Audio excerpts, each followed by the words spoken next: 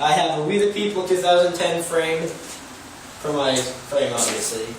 Then for my front end, I have premium whiskey, the original premium whiskey bars, ODI long neck grips, fly bar end, and a shadow bar end on the other side.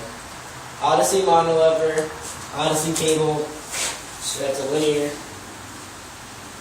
Salt stem, salt headset, salt forks, salt wheel with a shadow overtaker tire. For my back wheel, I have a salt semi-sealed wheel with a Odyssey path tire. For cranks, I have stock salt.